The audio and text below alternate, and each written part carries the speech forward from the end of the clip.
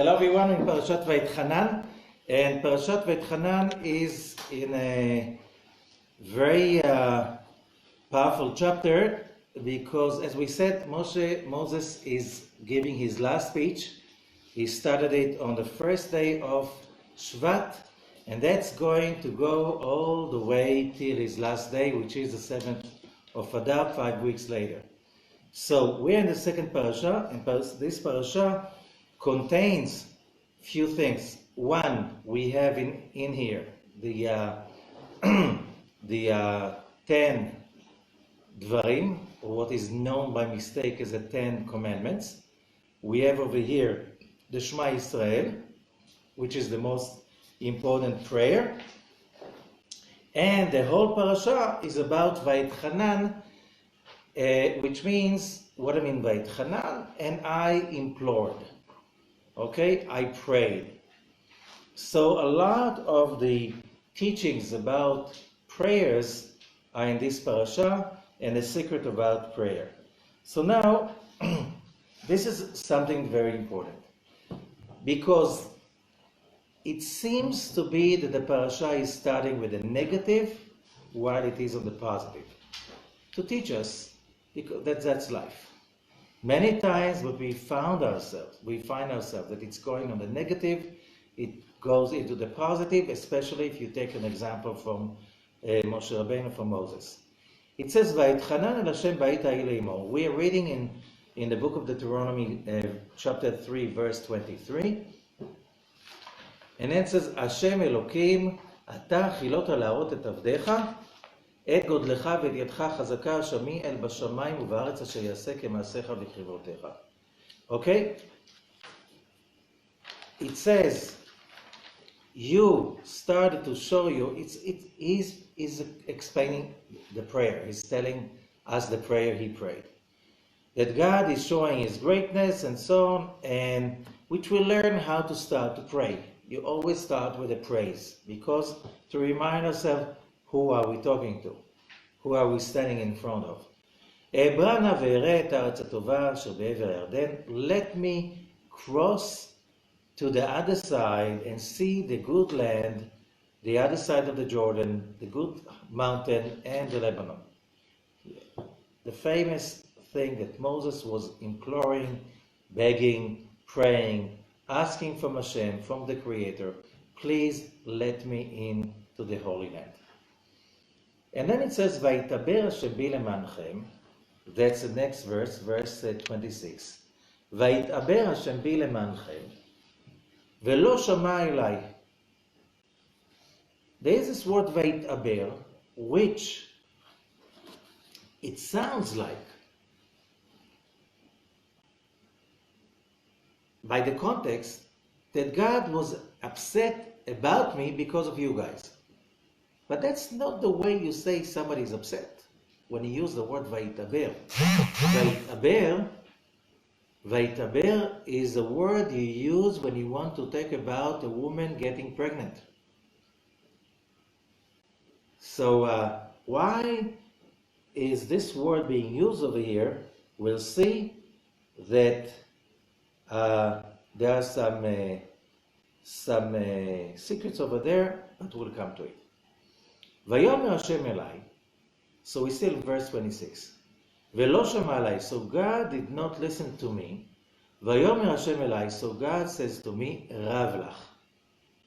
Rav lach means you have a lot.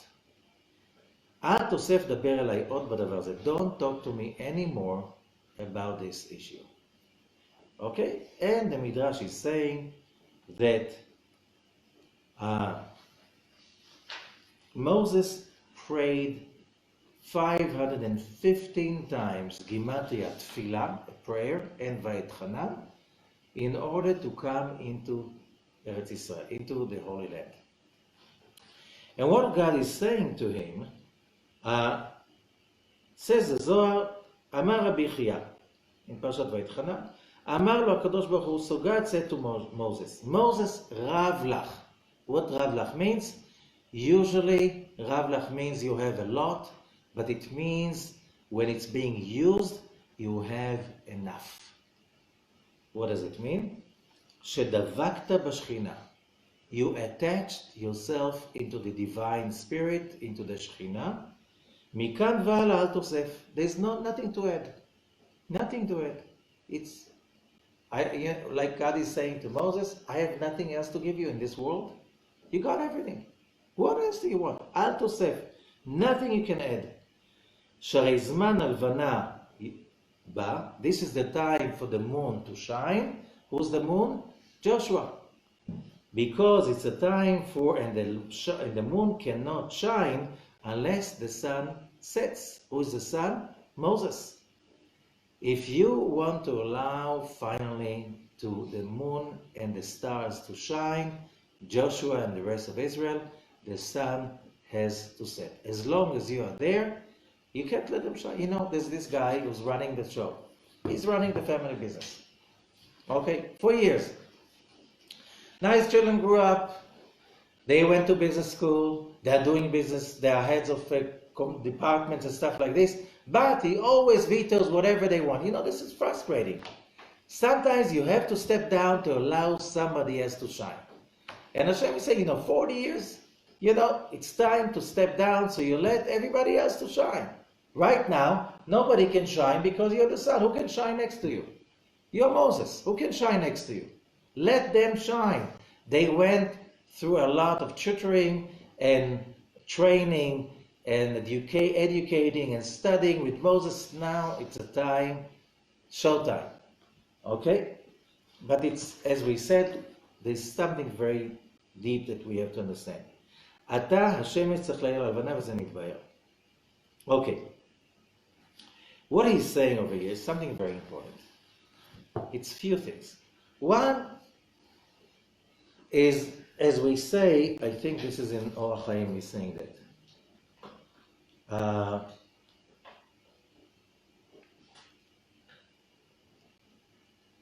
He's saying that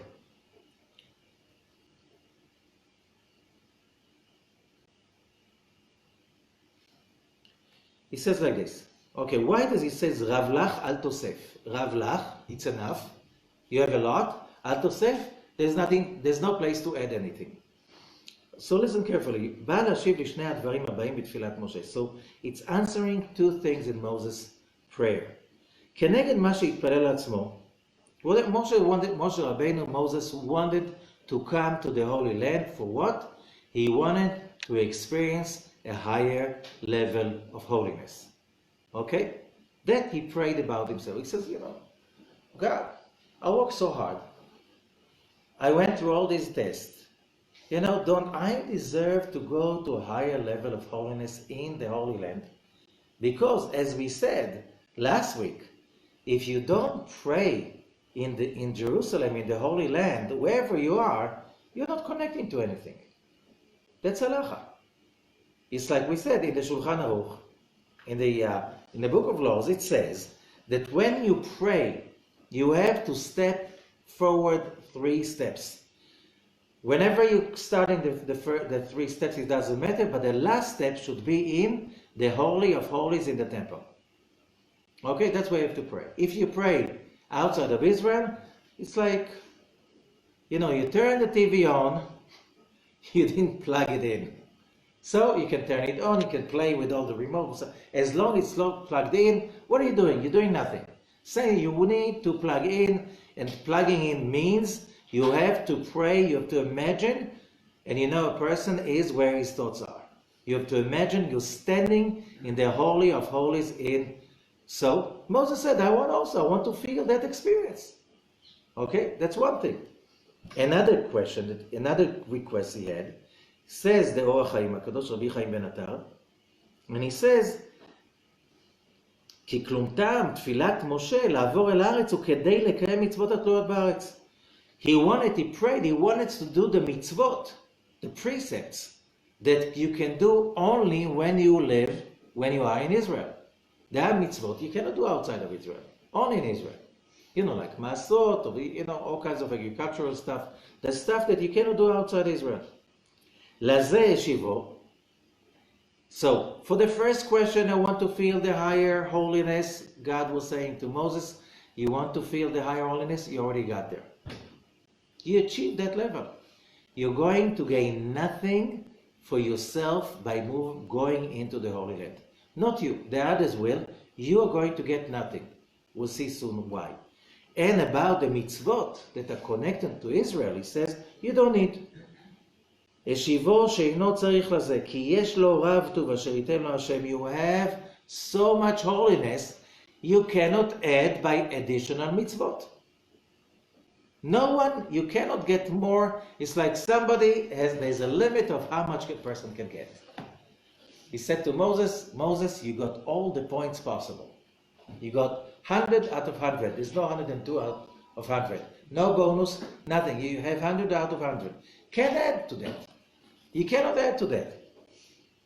Okay? והוא אמרו רב לך, ואינך צריך לשום תוספת זכות, and you do not need any additional purity. Moses, you are perfect the way you are. Okay? וכנגד מה שהיה מתפלל לישראל, השתיקו בגערה, ואמר לו, אל תוסף דבר. But he said, but they need me over there. He says, no, don't talk to me about it. They don't need you. Enough is enough. So, what do we learn from that? Because is that gossip about Moses? Because first of all, think the difference between the pshat, the simple commentary on the Torah, that says Moses was punished not to go into Israel because the Israelites, because he sinned. We had the story of the rock when he hit the rock instead of talking to it. Okay? But you go to Kabbalah, you go to the Zohar, you go to all the commentaries according to Kabbalah, and they say, this is not a punishment.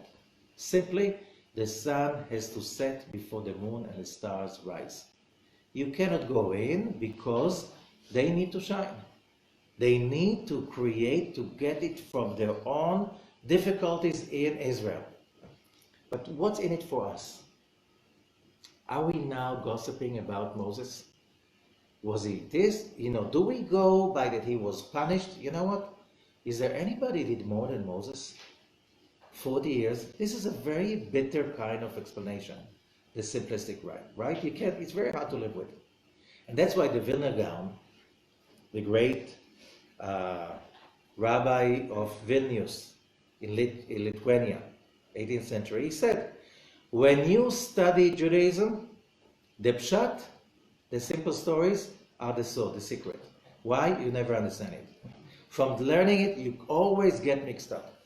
The pshat, the real pshat, is Kabbalah. When you learn Kabbalah, everything becomes simple. Because all the pieces get together, it's, now I got it, I can move on. So that's, for me, you think about Moses. Who worked harder than Moses in order to achieve a better world? No one. So he had to be punished because he hit the rock, so he hit the rock. So what? God, forgive him. Leave him alone. Let him in. Right? But we see that the Torah, if you go to the secret, Ravlach means you have enough. But what's in it for us? Are we, again, is it gossiping about Moses? Or we learn something about it? And we learn something very important about it. That when we pray, what happens when we pray? When we pray, we connect to the Creator. And the level of the connection is the level of the desire to connect. Which means, even if somebody is somewhere far away, outside of Israel, inside of Israel, but outside from they say, there's a brilliant expression, they say, there are no atheists in the foxholes.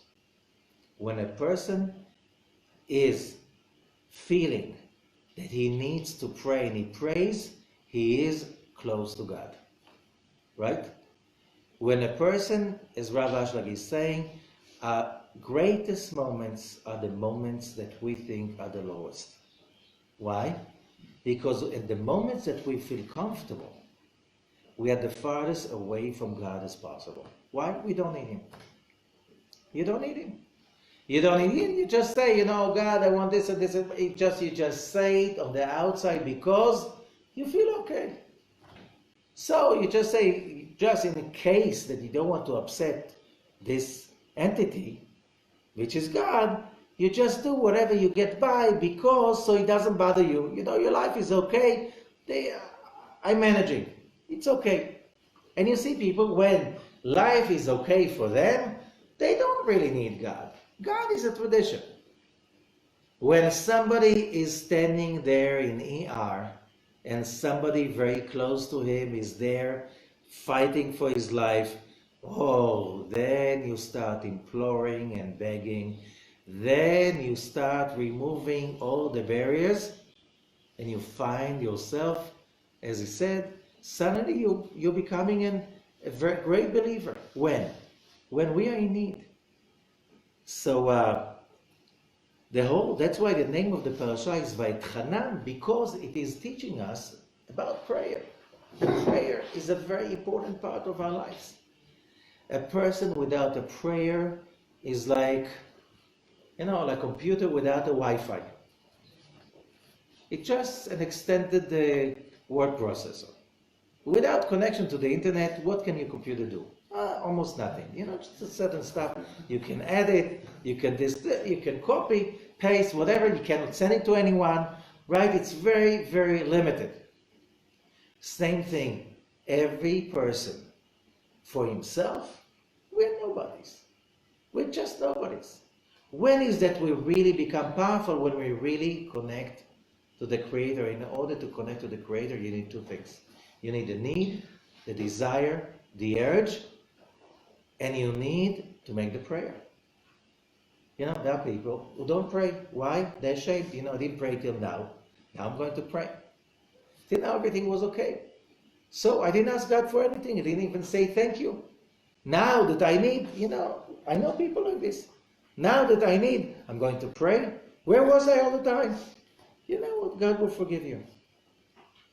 He's not an old man sitting up there running all kinds of books of... no, that's not it. We are here for one purpose, as we learn from the Kabbalists. We're here for one purpose and one purpose only, which is to connect to the light of God. This is not the purpose for us being here. The Creator created the light. The light is the source of all that is good. Without that, what are we here for? We're here to connect to that light, to connect to that good.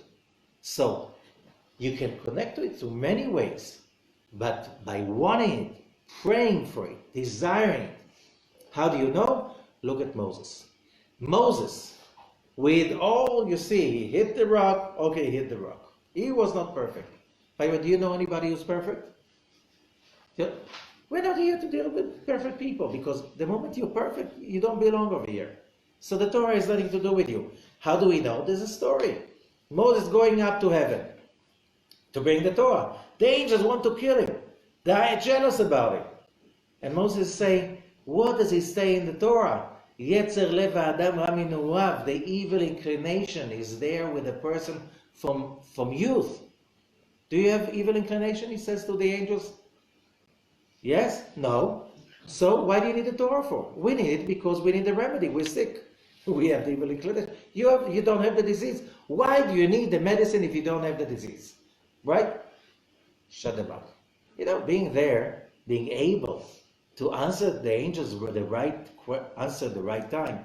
That's all. But that's Moses. Still, was he perfect? No. We need to find that he made mistakes. Why? Why the Torah is not covering up? Because the moment somebody is perfect, there's nothing to do with us. I need to learn about people who are imperfect and what did they do. And you learn that with that imperfection. Okay, so he hit the rock. Okay, he was not in the place God wanted him. Does that mean that he's doomed forever? And the answer is no. And this is how the Zohar starts. That's I think one of the most powerful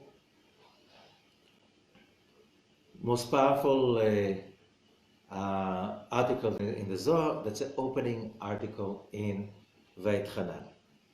It says as follows: VaEt'ḥanan el Hashem, and I implored before God. Okay? Rabbi Yossi patach, Rabbi Yossi opened. Vayasev Chizkiyahu panav el hakir vayitpalel el Hashem. A very famous story. Okay? If you don't know it by heart, so you should. King Ezekiel, the king of Jerusalem, we're talking about 8th century before BCE, okay? He's very righteous. Still, he made a big mistake. Doesn't matter the mistake right now. The result is that he was sentenced to death in heavenly court. Isaiah the prophet comes to the king and says to him, you are sick and you're going to die and there's nothing we can do about it. Okay? Isaiah goes home and then it says, ויסב חזקיהו פניו אל הקיר ויתפלל השם. And Ezekiel, the king, turned his face to the wall and he prays to God. And he's saying, probably, I made a mistake. Understand I made a mistake. I'll change whatever you want me, I'll do. I think it's a mistake to do it, but if you want me to do it, I'll do it because just you say so. Okay, I trust you. And God comes to Isaiah on the way home, sending him a WhatsApp, go back to Chizkiyahu, to the king, tell him he has 15 more years to live. Isaiah is coming back to the king, says, look, I just got a message to tell you, you have 15 more years to live. So he comes out of the disease, he reigns as a king for 15 more years. Okay? So what's the story over here? The story is like this. Come and see how strong is the power of the Torah. How divine the Torah is above everything. Whoever is occupying himself in the Torah, which means thought, action, whatever you're doing, you're always trying to see how it's connected to the Torah and how the Torah is connected to it. You do not have to be afraid, not from the entities of the upper world and not from creatures of this physical world. And you don't have to be afraid of all evil things that happen in this world. Because the person who's doing it is connected to the tree of life. And we already spoke a few weeks ago. Parshat Pinchas and Parshat Matot, when a person is connected to the tree of life, he has no fear. Why? His life is not changing from mate, staff, lenachash, to a snake. Like back and forth. I have the power, I'm afraid of death, I'm running away. That's a tree of knowledge, good and evil. But the tree of life is only good. You can see the good in everything, and you can always get the good of whatever happens to you. Okay? So you don't feel the taste of death. That's when you really are alive. And this is a matter of consciousness. Okay? Why? When you are connected to the tree of life, and the purpose of studying the Torah is to connect to the tree of life, which means basically it's a reprogramming again and again and again of your brain, of your soul, of your heart, to always be attached and connected to the upper world, which is called the tree of life. When you feel that you eat from the tree of life all day long, all days. Because the Torah teaches a person to walk on the true road. It teaches the person how to go back and connect to his master. Okay? And even though death was decreed upon the person, everything is annulled and moves away from the person. Same as the king Ezekiel. He was sentenced to death by heavenly decree, and that was cancelled. Why? He changed his mind, he reconnected to the tree of life, and the result was he got well, although he had incurable disease. That's why a person has to be occupying with the Torah day and night, and be connected to the Torah all the time, which is, we're talking about consciousness. Okay? Which means, As we said, even a decree is being made on the person, decreed on the person to die, the person can change that. Okay, what does it? That's terrible. Knowing that, for most people. Oh, what can I do? It's God's will. No, you could change it. Which means as long as you're alive, you know that you can gain even more. Right? This is tough. It's much easier to surrender. Okay. God wants me to die. It's not so easy. It's not so simple. You can always change. Now, understanding that, we understand that we learn that whatever Moses did, even though he made a mistake, he probably, like who wrote the Torah?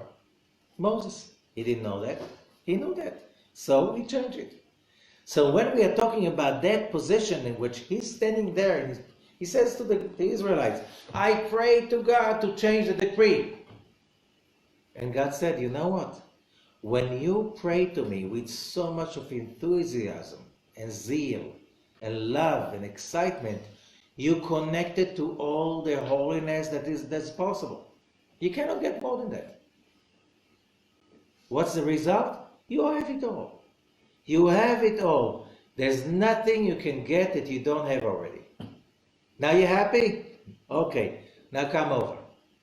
I can give you stuff over there that you cannot give over in this place. But here, that's the most you can get. There's nothing you can get out of this place anymore. Okay, what do we learn from that? That a person has to understand that prayer is such a powerful tool to connect to anything we want. Because what is that we want?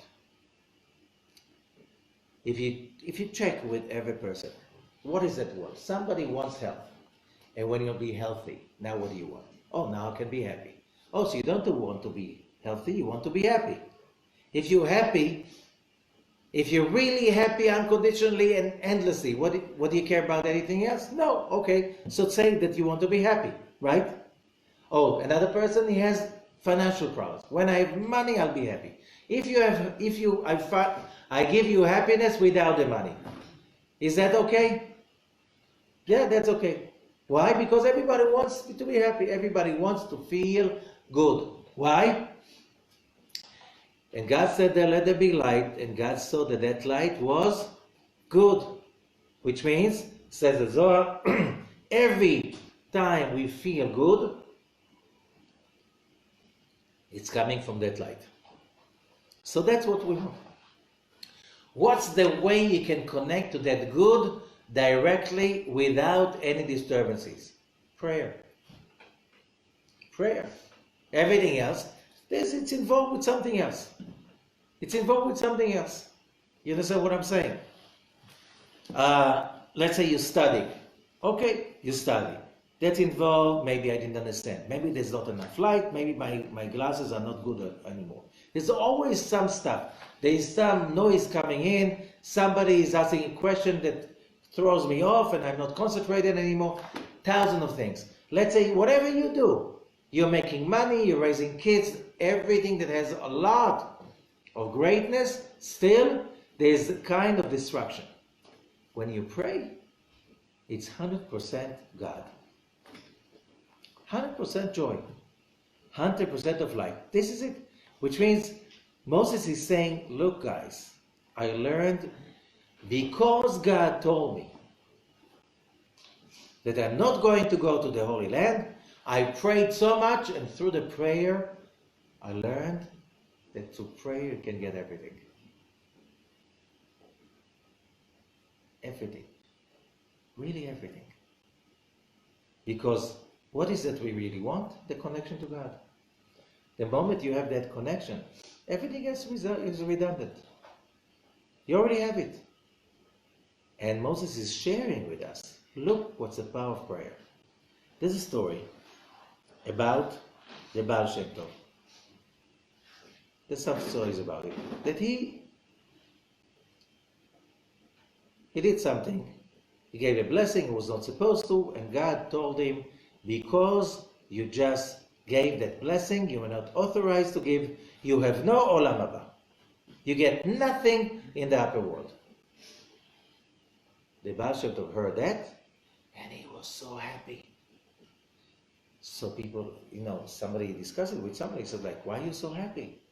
He said, before that, everything I did, I prayed, I put on tefillin, I gave charity, I was studying, I was saying, deep inside, I'm going to get something in the upper world because of that. Now I know I get nothing. So now I can do it without any hidden agenda. He got a message from God, we can't, there's not, you want, you can't punish you. Can't punish you. And what's the meaning of it? Basically, people are saying it's like you have a bank, and in that bank you put all the good points. Like in kindergarten, you have good points, you get a smiley, you get this, you get all kinds of points you bring home because you bring a good kid, you put the toys right in place, you didn't mess up during whatever. So you're collecting this, so you're grown up, you can be 60 or 70, 80, 90, you're still collecting points from the kindergarten. What do you think? That the same way we saw it where we were in the kindergarten, we can see it when we are 20, 30, 40, 60, 90? No, grow up already. It's not about collecting points, it's about connecting to the tree of life. And how do you connect to the tree of life? Prayer is one of the most powerful tools. And that's the message that Moses is saying. You see? Because God said, you cannot go to the Holy Land, I prayed so much. And I discovered the power of prayer. I never realized how powerful it is. Because I brought myself to a place even higher I was before that. And then God is saying, you know what? You already got it. For now it's not a punishment anymore. Why? You got the prize already. You got the great prize. Because you made a detour. Which means the moment the person is really finding the secret of the prayer, which is so precious, he learns that he can reach those places he never knew before that he's capable of reaching. And that's the power of prayer. And as again, what Rabbi is saying, when we pray out of distress, out of need, out of desire, when we pray because we are hungry, because we have nothing, that's when we really get the most. That's when we are closest to the Creator as possible. When we pray because, we have everything, we just need that little touch-up. You don't really need the Creator. You just do it for the kind of the show.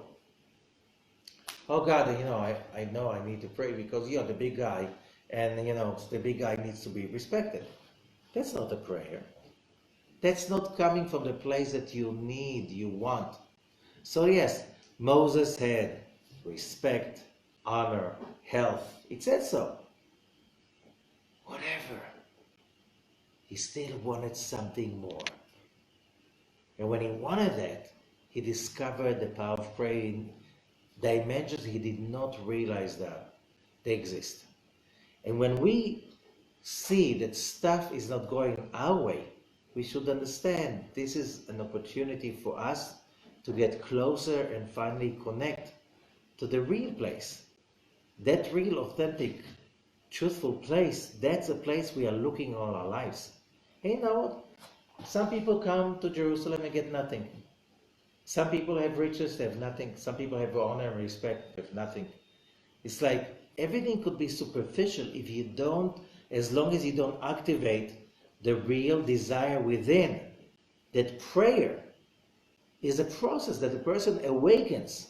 As we pray, we ask ourselves, what is it I really want? How much do I really want it? How far can I go for it? And that's part of the prayer. And sometimes when you pray, you just ask yourself, just a second, maybe I don't really need that. There's so many stories and tales about giving examples that people say, you have one wish. You have a special magical ring, one wish.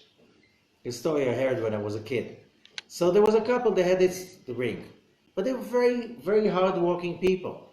So they said, we wanted a bigger house. It's like wasting it on a wish, on a ring. Let's work harder. They work harder. We want a bigger family. Finally, they never used that ring, but they got everything they wanted. Because when you think about what do I wish and what do I want through the prayer, you sort out who am I, what is it I am, and what did I really want and what I don't really want. Okay, so this is a very important part. That's why you have a lot about the secret of prayer in this parasha, and that's why we have also the secret of the Shema Yisrael, which is the biggest and the most powerful prayer ever. Now, what about the Shema Yisrael? You know, I cannot read the whole. I cannot teach the whole thing. But you know what? A little bit before we go to the Shema Yisrael. Verse number 9 in the Zohar, and it says, when a person is praying, it says that he has to be doing it. He has to do it with devotion, with all his heart. לאותו מקום שזה, and he has to bring his heart to that place, to the Shekhinah, to the divine presence. וכמה עצות יש לאדם בכל דבר. There's so many advices for a person about everything. ובשעה שהוא נמצא בתפילה, while the person is praying, כל אלו המילים שאדם מוציא מפי בתפילה, all the words that the person is pronouncing when he's praying, כולם עולים למעלה ובוקעים אווירים ורקיעים. Those words, they break through the sky, to the heavens, to all the curtains above, עד שמגיעים למקום שמגיעים, till they reach the place they reach. Why the place they reach? Because according to the passion and the accuracy of the preciseness of the words, that's how far his words can go. Till ומתעטרות בראש המלך, till those words become the crowns on the head of the king. My words, your words, our words, yes. God is taking our words of prayers and making crowns from them. Of course, there's no physical, don't try to imagine physically, but this is amazing. These are the powers, it's like these are becoming not just jewels, the crown jewel of the Creator. ועושה מהם עטרה, he makes a crown, a diadem out of it. והרי העמידו החברים, התפילה שמבקש האדם לקדוש ברוך הוא צריך לכוון שתהיה תפילת תחנונים. When a person prays, he has to pray, he has to implore. It has to come from imploring, from devotion, from need, from desire. מאין לנו זה ממשה? We learn it from Moses, שכתוב VaEt'ḥanan אל השם. Moses, you have to beg, you have to implore. That's how you get there. זוהי תפילה טובה. This is a good prayer. So what if my prayer was not that perfect? Okay? What it was not? So make it better. That's why you have so many opportunities to pray. You can pray anytime. You can pray during 3 times a day when I pray. You can today, so you can pray whenever you have a moment alone. You're driving in the car. You can pray. You can. Don't close your eyes when you're praying. But why? Because God is everywhere, and the opportunity to ask and to pray, that's what's connecting us more than anything else. Okay. So we learn a few more things from Moses' prayer. If you read the beginning, it starts with a praise. The beginning of Moses' words, this is how I prayed, I implored God. Verse 24. Lord God, you started, I'm talking about verse 24. Hashem Elokim ata achilot להראות את עבדיך. You, Lord God, you started to show your slave your greatness and your strong arm. Asher mi el bashamayim ba'aretz, and there's no God in the heaven and the earth that will do like your actions and like your might. Okay? Which means when you start a prayer, you always start with a praise. Why? Because to remind yourself, who are you standing in front of? Okay? Now, but there are more into it. However, let me just find. So, as we said, one of the most important things in this parasha is the Shema Yisrael. We can find the Shema Yisrael in the next chapter.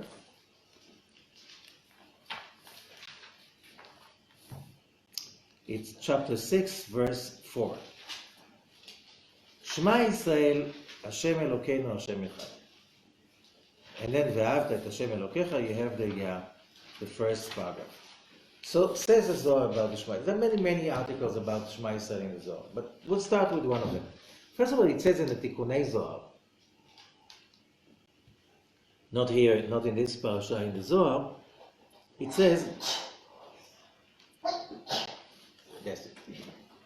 Okay, so it says as follows, Mitzvah zo, that's verse 61, whoever has a Zohar within Sulam, Rabbi Ashok's translation. Mitzvah zo, it's a precept, it's a mitzvah. Precept is it. Mitzvah means connection.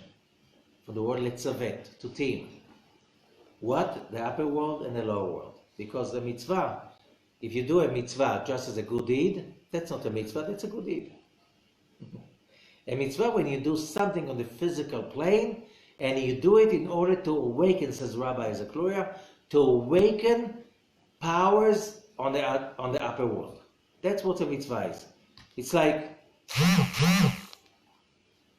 you see somebody sitting in the living room, he has a piece of plastic, is clicking on the you're asking, what are you doing? Oh, I want to turn the TV. I don't see any TV around. So why are you doing? Once there was a TV, but they sent it to be repaired. So why are you pushing on the remote? He says, maybe, I'm used to it because I want to see something.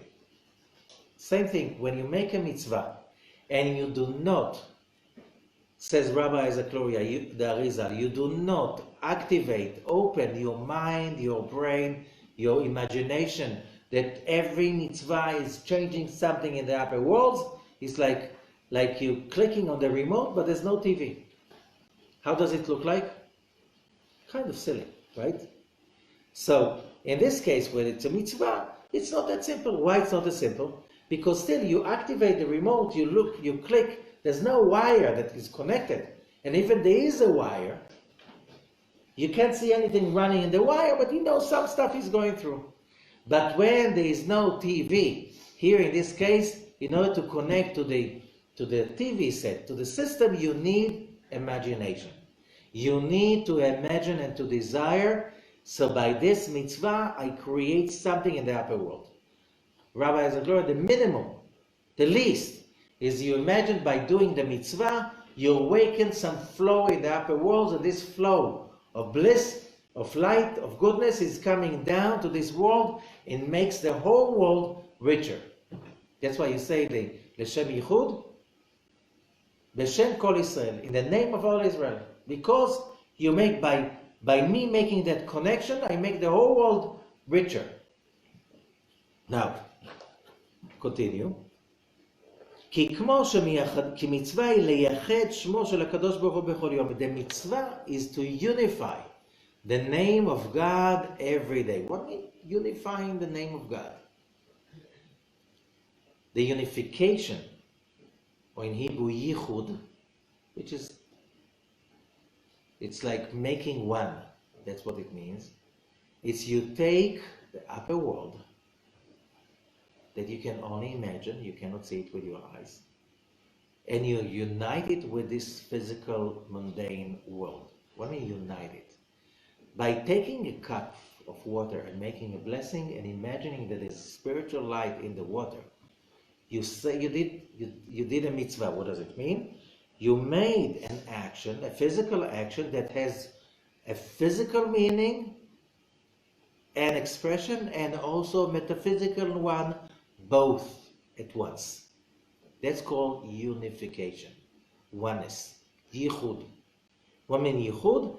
By us humans, we have the power to take and impose a vision, a meaning, a force, a consciousness that was not there before and impose it on a physical, simple object. And it becomes, at that moment, something special.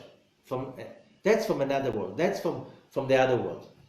What makes a difference? It could be something we make, something we bless on, something we do. It could be your house, it could be food that you cooked, a bread that you baked, anything you do. Something that you created because that's your profession. Let's say you are a shoemaker, you make shoes.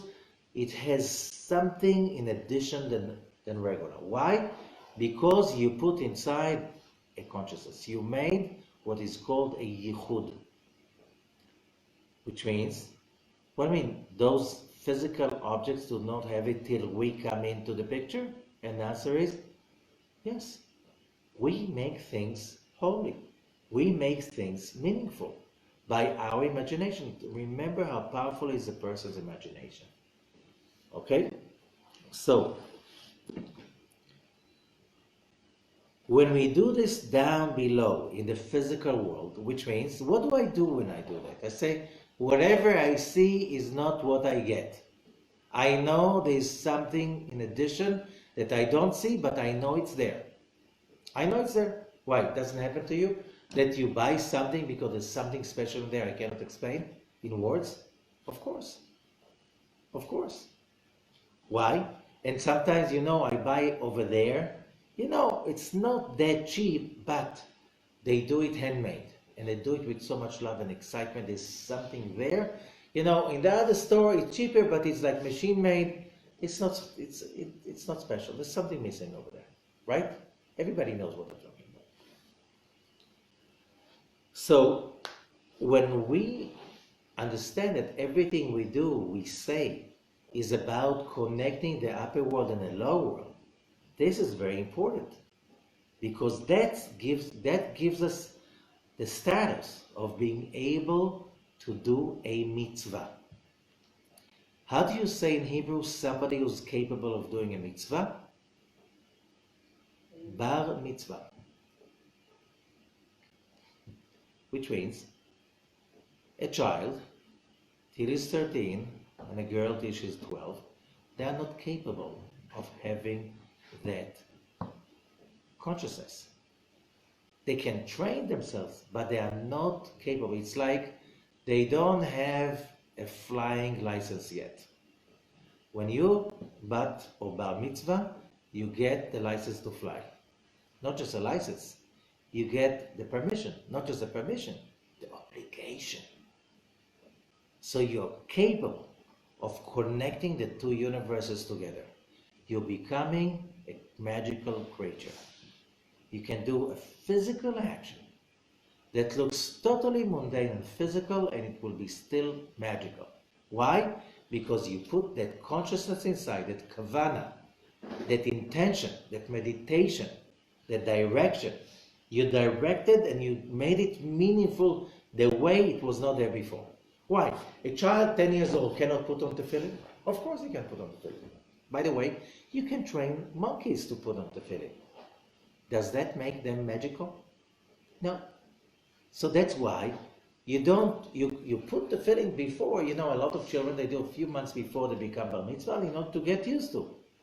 So they are not upset when they put on the tefillin, maybe I'm not doing it right, so then you cannot concentrate.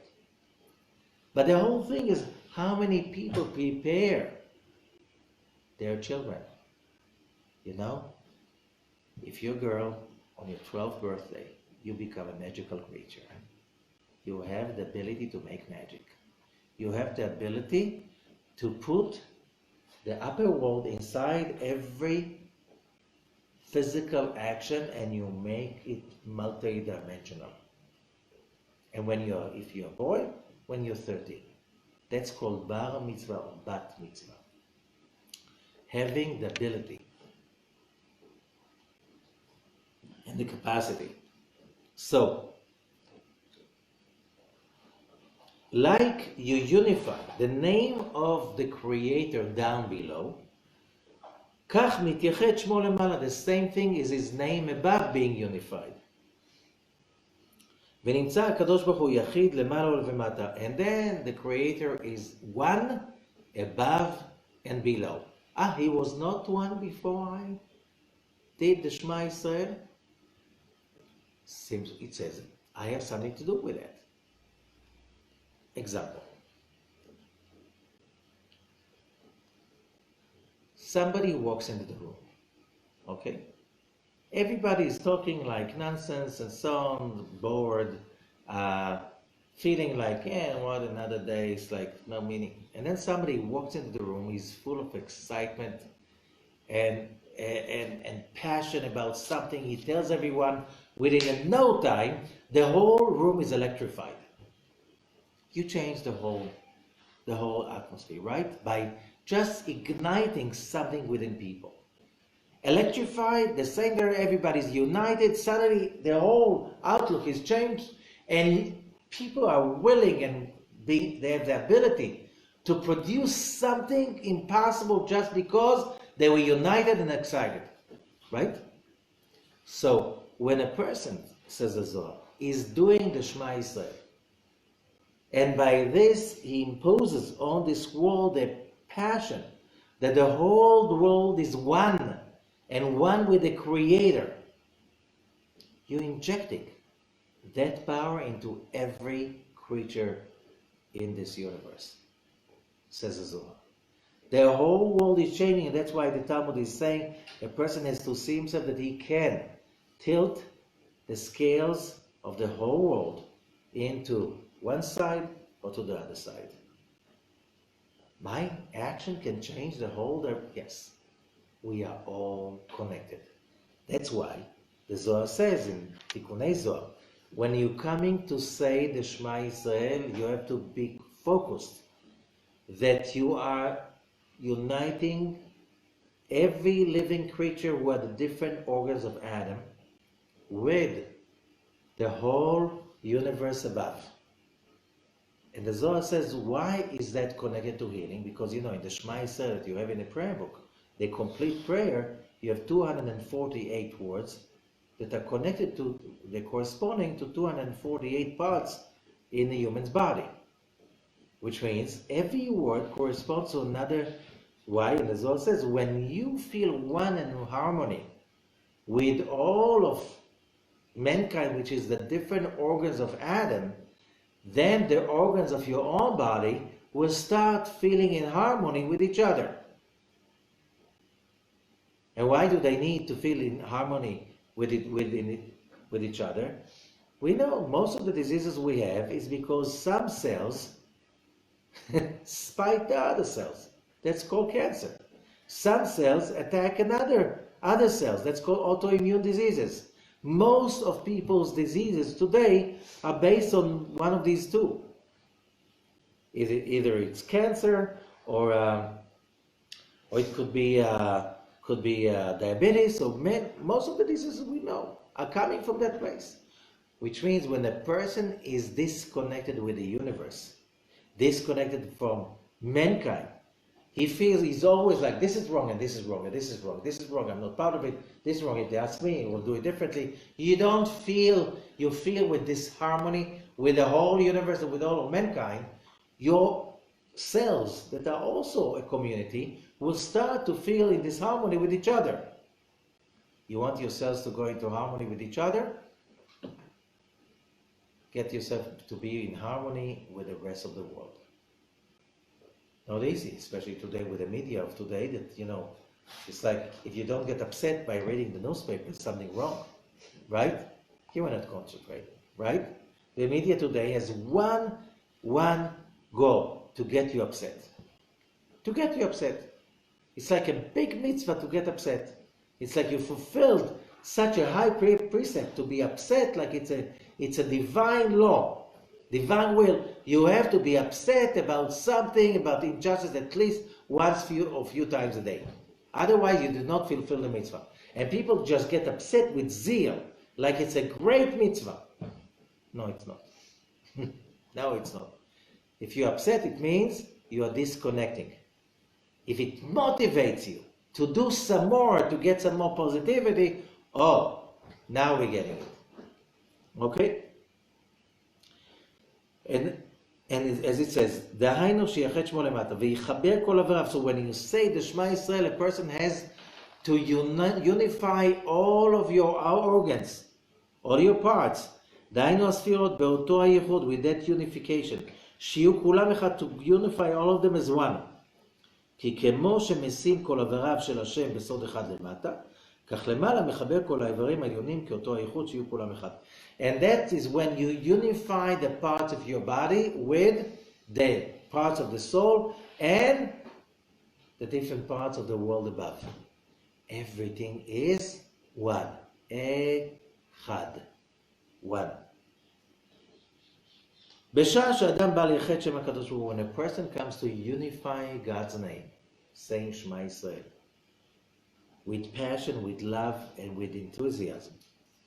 כל צבאות השמיים, כולם עומדים שורות שורות כדי להתקן, ושיתקלו כולם באותו איחוד. All the armies of the heaven are standing lines, like in a parade, like standing in lines, all of them, line after line, in order to prepare themselves so they will be included together with that unification that the person below in this physical world is doing when he's saying Shema Yisrael.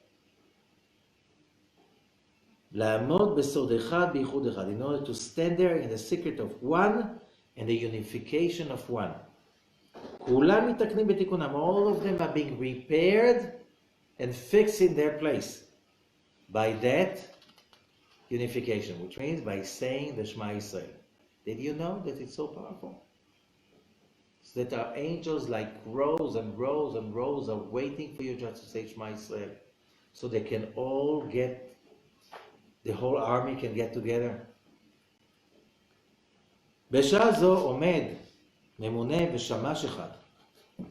At that moment, there is an angel, a servant angel, העומד תחת רמ"ח עולמות, who is standing under 248 worlds. What are the 248 worlds? Corresponding to 248 parts in our body and the number of words in the Shema Yisrael. שכולם נקראים איברי הגוף, all of them are called the organs of the body. ושמש הזה נקרא הלניום, והוא עומד ומחכה לאיחוד ההוא, and he's standing there waiting for that unification. וזהו מלקט שושנים, כפי שאמר, וללקוט שושנים שמאיברי הגוף. איברים עליונים. So, it's like that angel is like a sun. The sun, what's the sun? All the planets of the solar system are aligned by the gravity of the sun.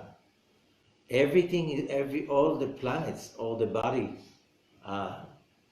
solar bodies, all of them are united by the sun. When we say the Shema Yisrael as one, we activate that angel that is like the sun. He connects everything together and makes everything live as one system. And when we do that Shema, איברים העליונים לוקט אותם השם העליון. So then the upper organs, the holy name is taking them and uniting them through that meditation, through that unification that is called the name of 42. What's the name of 42? We spoke about it a few weeks ago. Ana bechoach tulat yamincha. We have 42 letters, the acrostic, which is the name 42. Now, if you look at the Shema, ואהבת את השם אלוקיך בכל לבבך ובכל נפשך ובכל מאודיך, till ובשער. The first paragraph has exactly 42 words in the tefillah, corresponding to the Ana bekoach. Why? By saying it and meaning that, it's like picking roses, says the Zohar, in the upper walls and bringing it down to this world, like planting them in your own body. Everything becomes aligned.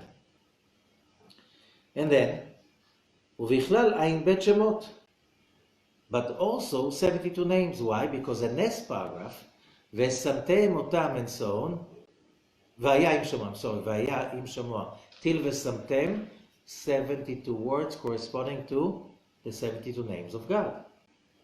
All of them are unified together Now, the first 42, say the Kabbalists, are connected to everything, all the parts in the head. The next 72 are above the diaphragm.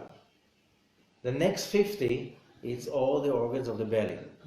The next 72, another group of 72, that's the reproductive organs and the legs. So you can concentrate on the different parts of the Shema, the words as you go through, but it's like you're collecting roses in the upper world. You're picking roses. What do you mean you're picking roses? You're picking those amazing forces and you put them together with your own physical organs for them to be healthy, to be completed, to be united, and that's what brings healing and protection to your body. And then what happens? נלכדים כולם על ידי ייחוד, that unification unite all of them together. נעשו כולם גוף אחד, and then they all become one body. They cooperate with each other. So when you see that the person is losing the feeling in one limb, who is cannot, or that's what's called aging. Different parts of the body stop functioning. Why is it? Because the blockage is being created of judgment, of negativity, of separation. But when a person is creating that unity, that every part of my body is connected to the parts of the universe and we are all one, then the harmony flows to your body and you don't have to go through that stuff. בשעה מתלכדים כל האיברים, so all the organs are getting together, מתחברים בחיבור אחד, they unify in one unification, שיהיו כולם בסוד אחד למעלה, they all become one above. בסוד השם אחד ושמו אחד. In the name, the secret of God is one and His name is one. So how do you see it in the Shema Israel? What do you mean God is one and His name is one? Because God is in the upper worlds and His name He talks about in the lower world. How do we see it? How do you say His name? Name in Hebrew. Shem. How the Shema starts? Shem. Shem, that's a name of God. Ayin, and there's a big Ayin. What is the big Ayin? The Ayin symbolizes as well the 70 worlds you're going up to. That's why how do you know it's going up to? Because it's a big Ayin. In the Torah, it's a huge Ayin. Now, what does it mean? We're starting from the name. What is the name? The name is the vessel. The name is the vessel. Because name, God has no name. We give names. Name somebody without a name, he is nothing. You take the word neshama. What do you find inside the word neshama? Soul, Shem, the name. Which this is the existence of a person, that is his name. So when you say Shema, you take your name, which is your mundane existence, and you pull into it all of these 70 worlds from the upper world. Why? Because you need to raise yourself above. In order to what? To connect to Israel, which is the upper world. Israel is always the upper world. Why is the upper world? Because in Israel you can find the initials of Aleph for Abraham, Sin for Sarah, Yud for Yitzchak, Reish for Rivka, Yud for Yaakov, Reish for Rachel, and Lamed for Leah. You have the word Israel. Israel means, it's also, the says the Zohar, Li Rosh, the same letters. My head. I have the head. That's going up. Which means when you say Shema, you get from above the power to lift yourself up to the upper world, which is Israel. When you create a unison, united the heaven and the earth by saying Shema Israel, then the light of God can come down. How does it come down? Hashem Elokeinu, Hashem Echad. Yud, K, Vav, K. 4 words. Now that you created a unity, you bring down the light from the upper world to this physical lower world. And that's why in the end, you say Echad. Is Keter of the Malchut, of the lower world. Chet, why we're saying it long? Because it's 8 Sfirot. Chet is number 8. Keter plus 8. Do we have now? 9. What is the Dalet? The Dalet is Dalut. This is the empty vessel. That's our soul. That's planet Earth. That's this world. This is humanity. We draw in that light. So that's why we say short. This is the Keter. You cannot get more than that. But then Cha. Why? Because you have to go Chesed, Gvura, Tiferet, Netzach, Hod, Yesod. D. Malchut. Over there, this is the vessel. The Dalet is the empty vessel of all of mankind. Give it to everyone else. Share it with everyone else. And by this, you unify the upper and the lower world together. That's why it's called Yichud, unification. When you do it, you inject into yourself health and healing. And you create health and healing to the whole planet. That's how powerful the Shema Yisrael is. And that's also a kind of a prayer, right? You don't say the word that you feel like, you say the word exactly, but you draw in the energy you want. What is the energy? Of unity and wholesome, of completion. So we can go on more and more about it, but you have so many secrets in the parasha, but for now, we'll do. Shavua Tov and all the best to all of you.